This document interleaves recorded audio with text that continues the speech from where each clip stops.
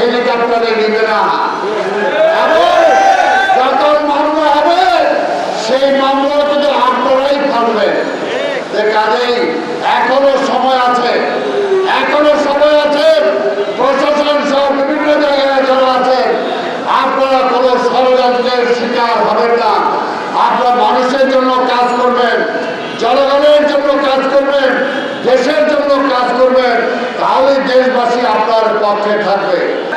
এখন অনেক কাজ বাকি।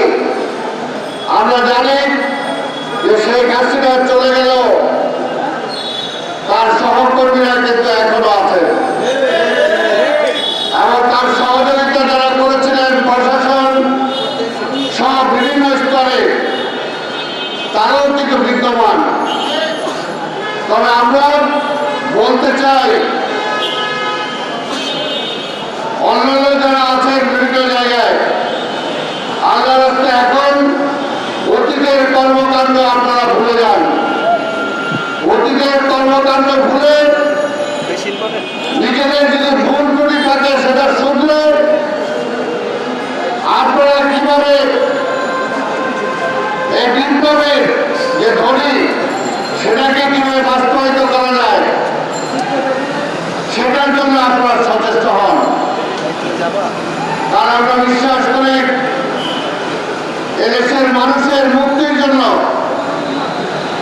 ঐক্য ছাড়া কোনো বিকল্প নাই।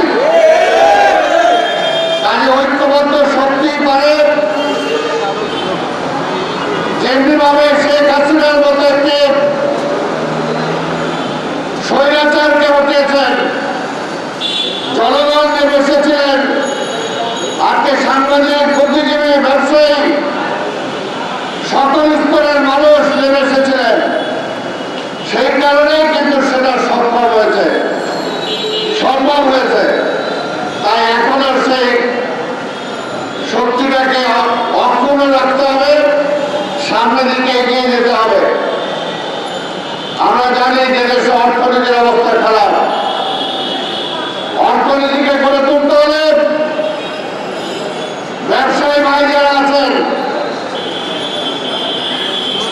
তাদেরকে কোনো রাজনীতি কোনো দলের সদস্য হওয়া উচিত না।